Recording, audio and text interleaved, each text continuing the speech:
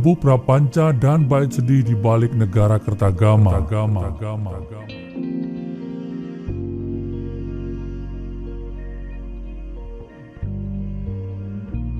Negara Kertagama, satu kitab yang masyhur diakui oleh UNESCO sebagai memori dunia pada tahun 2008, merupakan peninggalan yang berharga dari Kerajaan Majapahit dan telah terbukti kesahihannya. Kitab ini sebenarnya berjudul Desa Warnana atau yang berarti sejarah desa-desa. Jejak ditemukannya kembali oleh arkeolog. Naskah ini dinamakan dengan Negara Kertagama atau yang berarti kisah pembangunan negara. Tahun Saka Gunung Gajah Budi dan Janma, bulan Aswina hari purnama, siaplah kakawin pujaan tentang perjalanan jaya keliling negara. Segenap desa tersusun dalam rangkaian, pantas disebut Desa Warnana, dengan maksud agar Baginda ingat jika membaca hikmat kalimat, terdorong cinta bakti kepada Baginda, ikut membuat puja sastra berupa kakawin. Sederhana tentang rangkaian sejarah desa, apa boleh buat, harus berkorban rasa, pasti akan ditertawakan.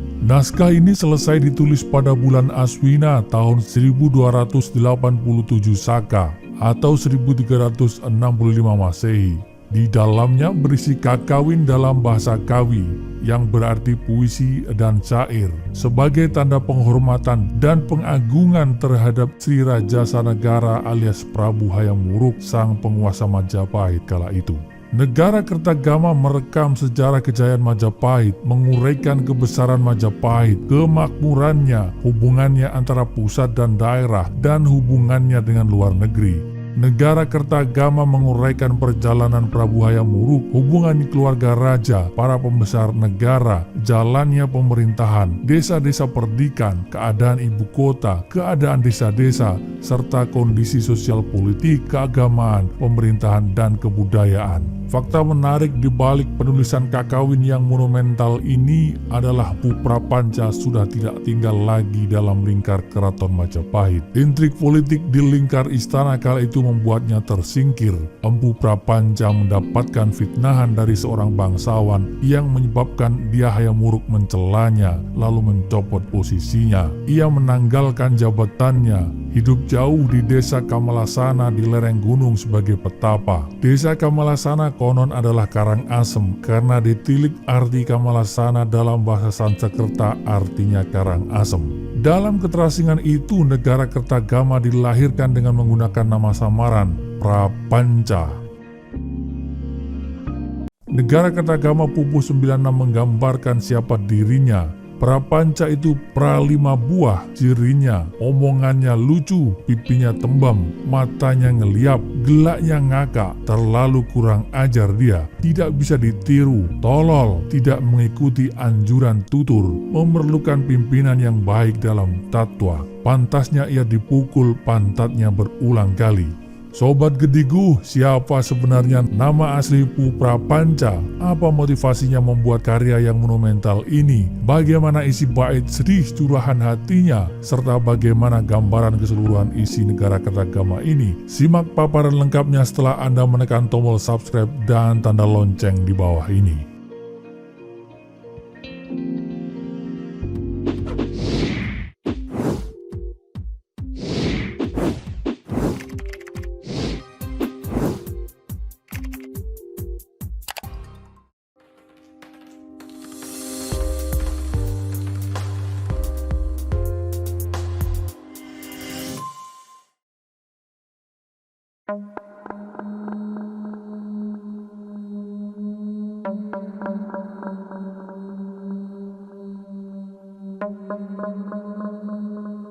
Menurut keterangan resmi web Sistem Registrasi Nasional Cagar Budaya, naskah Negara Kertagama ditemukan oleh J.L.A. Brandes di Puri Cakranegara, Lombok, ketika pemerintah kolonial Belanda mengadakan ekspedisi militer ke Pulau Lombok. Brandes pada waktu itu diperbantukan pada staf pimpinan operasi militer dengan tujuan agar benda-benda budaya khususnya yang berupa naskah-naskah jangan sampai musnah. Pada waktu itu sudah diketahui bahwa naskah-naskah lontar terbaik banyak disimpan di perpustakaan-perpustakaan di Bali dan Lombok, yaitu di Puri Raja-Raja, rumah para bangsawan dan para pendeta. Naskah-naskah temuan dari Puri Cakranegara ini kemudian dibawa ke Belanda dan disimpan di perpustakaan Universitas Leiden. Naskah-naskah berharga tersebut tercatat sebagai Legatum Orientalis dan Legatum Warnerianum. Nama negara Kertagama ditemukan oleh Brandes dalam kolofon tambahan. Naskah tambahan dalam kolofon tersebut ada 2 dan kolofon pertamalah yang memuat nama negara Kertagama. Meski demikian, penyalin naskah memberi nama kakawin itu dengan sebutan Desa Warnana. Nama Desa Warnana sebagai nama kakawin dituliskan pada Pupuh 94, bait kedua dan bait ketiga. Tahun Saka Gunung Gajah Budi Janma, bulan Aswina hari Purnama. Siaplah kakawin pujaan tentang perjalanan keliling negara. Segenap desa tersusun dalam rangkaian, pantas disebut Desa Warnana, dengan maksud agar Baginda ingat jika membaca hikmat kalimat. Naskah kakawin negara Kertagama ditulis bolak-balik di atas media lontar dan terdiri atas 44 lemper. Setiap lembar memuat 4 baris tulisan beraksara Bali dan berbahasa Jawa kuno dalam bentuk kakawin. Pada tahun 1975, atas permintaan pemerintah, naskah tersebut dikembalikan ke Indonesia dan kemudian disimpan di Perpustakaan Nasional. Naskah negara Kertagama yang kini disimpan dalam kotak kayu di dalam Perpustakaan Nasional dengan nomor inventaris NB9 ini direkomendasikan sebagai cagar budaya nasional dan merupakan salinan tertua naskah negara Kertagama. Saat ini negara Kertagama merupakan rujukan utama mengenai sejarah Majapahit. Sang penulisnya sendiri, Mpu Prapanca, adalah saksi hidup yang langsung menyaksikan berbagai peristiwa di zaman Kerajaan Majapahit. Terlebih pada saat menulis kitab ini, Mpu Prapanca sudah tidak lagi menjadi Darmadiaksaring Kasogatan, sehingga ia tidak lagi memiliki kepentingan pada kekuasaan atau politik tertentu.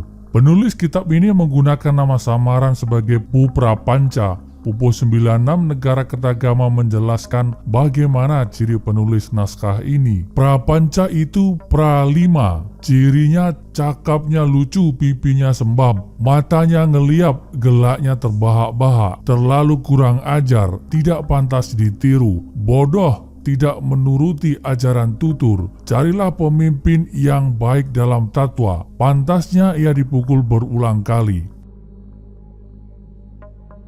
Berdasarkan analisa kesejarahan, maka disimpulkan bahwa sosok penulis misterius ini adalah Dang Acarya Nadendra. Ia adalah pembesar istana kerajaan Majapahit khususnya untuk urusan agama Buddha pada masa Prabu Hayam Wuruk 1350 sampai dengan 1389.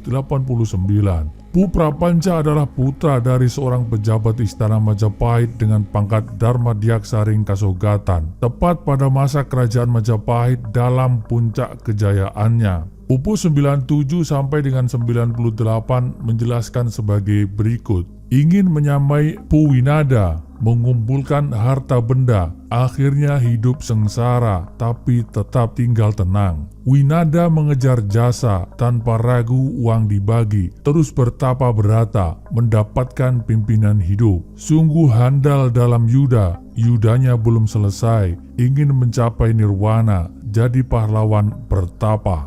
Beratlah bagi para pujangga menyamai Winada, bertekun dalam tapa, membalas dengan cinta kasih perbuatan mereka yang senang, menghina orang-orang yang puas dalam ketenangan, menjauhkan diri dari segala tingkah, menjauhkan diri dari kesukaan dan kewibawaan, dengan harapan akan memperoleh faedah, segan meniru perbuatan mereka yang dicatat dan dicela di dalam pura.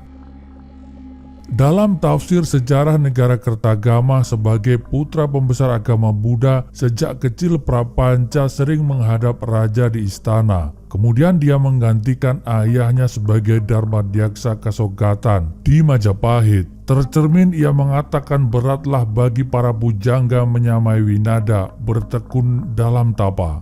Karena ia menjabat Dharmadiaksa era Sri Hayamuruk, menukil pernyataan Hadi Sidomulyo dalam Napaktilas Perjalanan, nama asli Prapanca adalah Dang Acarya Nadendra. Nama itu terdaftar sebagai Dharmadiaksa Ringkasogatan dalam prasasti masa Hayamuruk, yaitu Prasasti Canggu 1358 dan Prasasti Sekar yang dikeluarkan beberapa tahun kemudian. Sedangkan nama ayahnya adalah Dang Acarya Kanakumi. Setelah mengabdi selama lebih dari 30 tahun, dia menyerahkan jabatannya kepada putranya. Hal ini sesuai dengan ucapan Bu Prapanca kalau dia telah menggantikan ayahnya yang sangat dihormati oleh para pendeta dan mungkin merupakan pujangga yang unggul kala itu. Tidak diketahui pasti kapan Bu Prapanca tak lagi menjabat Dharmadiaksa Kasogatan, namun negara Kertagama menyebut jabatan itu dipegang oleh Rengkanadi yang tinggal di luar benteng istana sebelah selatan. Sementara Dharmadiaksa Kasaiwan adalah yang Brahmaraja yang tinggal di luar benteng istana sebelah timur. Prapanca meninggalkan istana karena hinaan kaum bangsawan. Dalam naskah ditulis Adyah, gelar dia hanya digunakan oleh putra raja. Mungkin sekali hinaan yang dideritanya berupa celaan terhadap sikapnya oleh Baginda. Slamet Murliana berpendapat Sri Rajasa Negara mungkin percaya kepada fitnah seorang bangsawan terhadap sang pujangga. Dalam Pupuh 97 dan 98 Prapanca menggunakan kata winada dan cinela yang berarti dicacat, dicela. Dia memandang dirinya sebagai orang yang tercela. Prapanca kemudian bertapa di desa Kamalasana. Di lereng gunung itu hidupnya tak mudah. Dia kiku hidup di desa, di tempat tinggalnya begitu jauh dari kota di mana Baginda berada. Dia merasa sedih dan kesepian. Teman-temannya telah melupakan dan segan mengunjunginya. Prapanca menyelesaikan negara Kertagama pada bulan Aswina 1287 Saka. Mudah-mudahan Baginda suka menerima dan ingat kepada penciptanya yang telah lama bertekun menggubah kakawin. Tulis Prapanca dalam Pupuh 94. Bu Prapanca juga menulis dirinya merasa rugi tak lagi bisa mendengar kata manis sabda Baginda Raja Sri Rajasa Negara. Zoetmulder dalam Kalangwan menyebut Prapanca masih berharap Sri Baginda tak melupakan baktinya. Dia masih tetap setia bakti kepadanya meski telah dipecat dan menyepi ke desa yang membuatnya tak nyaman. Dapat ditafsirkan bahwa Bu Prapanca sama sekali tidak menaruh dendam terhadap Baginda Sri Rajasa Negara. Dia juga berharap dalam kakawinnya menyebar luas sampai ke istana raja. Dalam Pupuh 97 tersebut juga disampaikan Bu Prapanca membuat negara Kertagama demi mendoakan agar Sri Rajasa Negara tetap berkuasa di negaranya.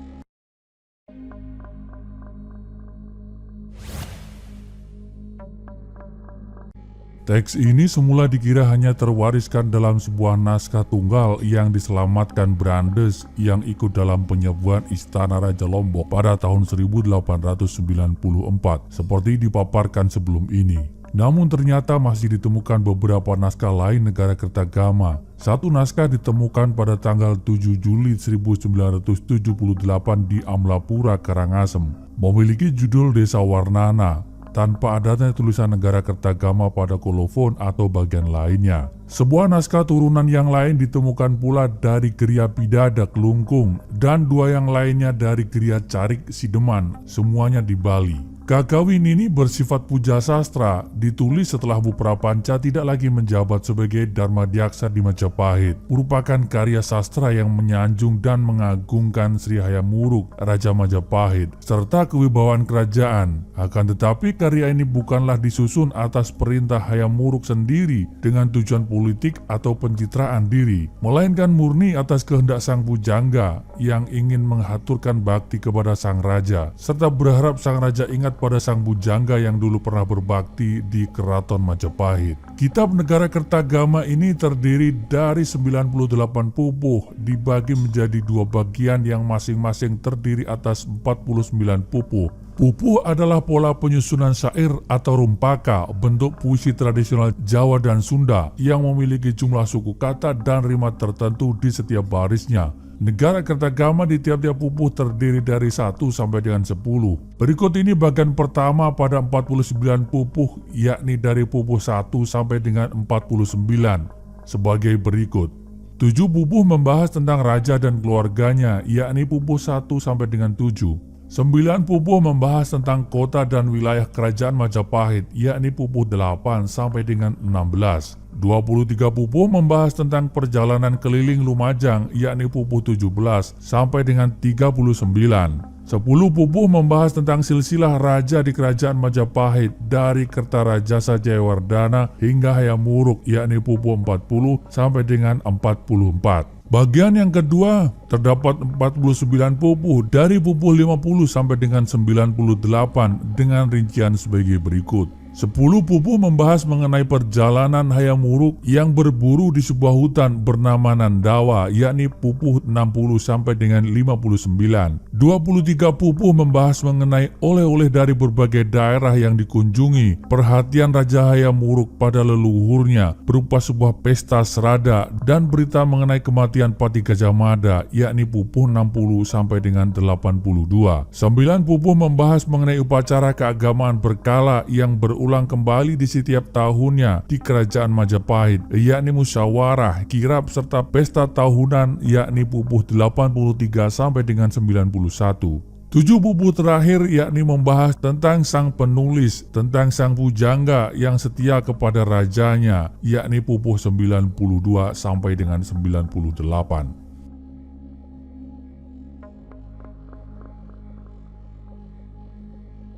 Tema yang dimuat dalam video ini terjadi puluhan bahkan ratusan tahun silam, sehingga sangat mungkin tidak sama persis seperti asal kejadian. Catatan sejarah bisa saja berbeda dengan bukti dan kenyataan. Terhadap hal itu, admin terbuka pada setiap masukan. Admin juga tidak menganggap bahwa yang kami sampaikan adalah satu kebenaran tunggal. Admin menerima setiap kemungkinan dan masukan. Terhadap figur dan tokoh yang diceritakan, admin berlepas pandang dalam menilai, menghakimi maupun menghukumi. Kami memegang kaidah "Wa ma jara baina sahabi naskutu", seluruh yang terjadi antara para sahabat sengaja kami perluas artinya jadi sejarah secara umum. Kami diam, tidak ikut campur, tidak membahas. Di mata admin, masa lampau dan seluruh dinamika di dalamnya adalah hikmah. Terima kasih. Salam hangat. Assalamualaikum warahmatullahi wabarakatuh.